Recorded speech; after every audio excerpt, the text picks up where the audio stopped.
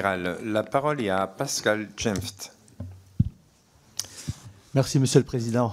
Amiral, en tant que sous-chef d'état-major plan, j'aimerais vous interroger sur vos échanges avec nos alliés britanniques et vos homologues au sein de l'état-major de la British Army. Le Royaume-Uni est le seul pays européen à avoir, comme la France, un modèle d'armée complet. Et tout comme la France, le Royaume-Uni fait face à de très lourds défis, avec une armée de terre traditionnellement négligée, voire sous-estimée. Même la Royal Navy, fleuron de l'armée britannique, souffre de handicaps, comme en ont attesté de récents incidents. Dans ce contexte, pouvez-vous nous donner un retour sur la manière dont ce pays s'adapte à sa base industrielle et technologique de défense pour faire face aux enjeux de la haute intensité et aux hypothèses d'engagement majeurs? Je vous remercie. Merci. La parole est à Catherine Rimbert.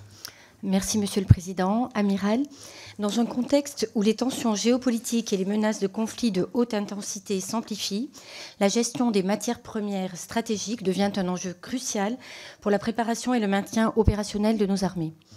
Le contrôle et la sécurisation d'approvisionnement en ressources indispensables comme le pétrole et les métaux rares sont nécessaires pour maintenir la continuité de nos opérations militaires en cas de crise prolongée. Dans ce cadre, Amiral, quelles mesures prévoyez-vous pour anticiper les éventuelles pénuries et renforcer le contrôle de ces matières premières stratégiques? Et plus précisément, comment sont coordonnés les efforts pour diversifier les sources, optimiser les stocks et mobiliser les capacités de production nationales afin d'assurer un accès dans la durée aux ressources nécessaires pour les forces armées en cas de crise prolongée? Je vous remercie. Merci. Amiral, la parole est à vous. Merci Madame le député, merci Monsieur le député. Alors tout d'abord pour la partie britannique. Les Britanniques font partie de ces pays européens qui ont privilégié le temps court au détriment du temps long, notamment dans les opérations en Afghanistan et en Irak. C'est pour nous un enseignement et on est toujours très humble là-dedans. En fait, quand je dis ça, je me garde bien de donner des leçons parce que c'est super facile, surtout ici, confortablement au milieu de vous, de donner des leçons sur ces sujets extrêmement complexes. Donc, clairement, ils ont privilégié des urgences opérationnelles en délaissant en partie le temps long. Je dirais que par rapport aux Britanniques, quand on voit vous avez évoqué la British Army. Sur la Royal Navy, il y a des problèmes de disponibilité aussi. Donc nous, ça montre aussi la pertinence de notre service de soutien de la flotte, avec des disponibilités extrêmement importantes de nos sous-marins et de nos bateaux et de nos frégates d'une manière générale. On a des industriels performants, des services de soutien performants.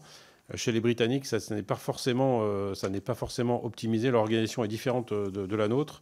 Et ils n'ont pas réussi à trouver ces points de fonctionnement qui a réussi à trouver le service de soutien de la flotte, notamment en mettant en concurrence les différents industriels qui font l'entretien des bateaux. Donc, la BITD britannique, elle est assez particulière et ils ont pas forcément aussi dans les enseignements qu'on tire nous, ils n'ont pas forcément de la souveraineté partout. Dans la propulsion navale nucléaire britannique, c'est des propulsions sous licence, donc il n'y a pas de souveraineté complète. Il y a plein de sujets comme cela où les Britanniques n'ont pas de souveraineté complète. Nous, parfois, on déplore notre trop grande souveraineté, mais ça nous donne aussi plus de leviers pour tenir ça. Donc là, les Britanniques ont ces difficultés. Sur la British Army, effectivement, elle a subi de plein fouet cette logique d'urgence opérationnelle suite à l'Afghanistan et l'Irak. Et en fait, ils en payent encore aujourd'hui les effets. Donc, nous, on est extrêmement prudents sur cette partie industrielle et technologie de défense pour les Britanniques, de voir comment ils sont organisés. Et surtout, nous, on garde bien... on ne cède pas à la tyrannie du temps court, c'est-à-dire qu'on fait en sorte d'adapter nos capacités, de regarder comment est-ce qu'on peut réorienter des ressources dans le temps court, mais sans oublier le temps long, qui est le fondement de notre dissuasion déjà. Forcément, les deux composantes de la dissuasion sont en renouvellement. Elles ont besoin de temps long et d'investissement importants, et dans le temps long. Donc, temps court, temps long, mais sans avoir de priorité, en veillant à garder un équilibre extrêmement soigneux entre les deux. Pour la British Army, effectivement, par rapport à la Royal Air Force et la Royal Navy, c'est pas toujours le parent pauvre, mais effectivement c'est différent. Elle a une position différente par rapport à ces deux armées, et donc c'est assez délicat. Et par ailleurs, ils souffrent aussi, et c'est important aussi à souligner dans leurs difficultés actuelles, de difficultés dans les ressources humaines, dans le recrutement et dans la fidélisation de leurs troupes, qui aggravent en fait les problèmes techniques. Donc eux, il y a un ensemble, et donc ces problèmes de ressources humaines, on prend ça nous aussi avec énormément d'humilité. On évoquait la fidélisation, comment garder nos soldats, nos aviateurs, nos marins.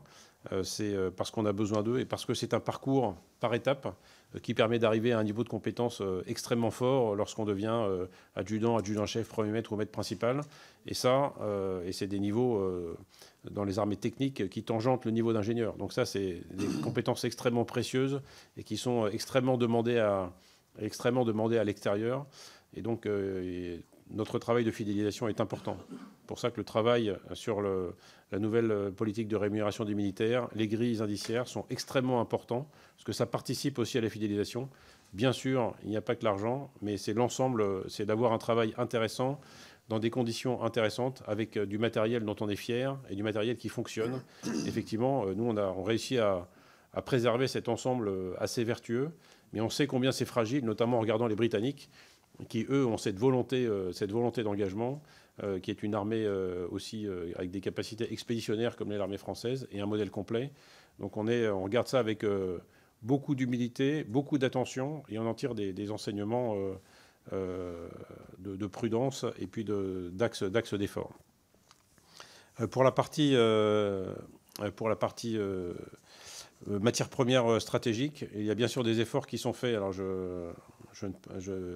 alors d'une part, c'est surtout le délégué général pour l'armement qui pilote cette constitution de stock stratégique. Et après, on est sur des données stratégiques et assez confidentielles. Donc, mais ce que je peux vous dire, c'est qu'il y a effectivement un effort énorme qui est fait pour à la fois récupérer des matières premières, des composants, pour être capable justement de tenir dans la durée si on devait être plus isolé qu'on ne l'est maintenant, où il y a quand même un certain nombre de circuits qui restent ouverts et qui permettent d'avoir ces matières premières, y compris des terres rares, des métaux rares, etc. Donc il y a ce souci de disposer de stocks importants pour notre industrie aéronautique, pour nos armées. Mais comme c'est un sujet éminemment sensible, on ne va pas battre le tambour dans la campagne sur ce qu'on est en train de faire. Donc derrière, vous comprendrez que je ne donne pas plus de détails, mais je peux vous assurer que c'est un souci quotidien pour la Direction générale de l'armement. Merci, Amiral. Je vais, si vous me permettez, revenir sur la question que je vous avais posée, à laquelle vous ne m'avez pas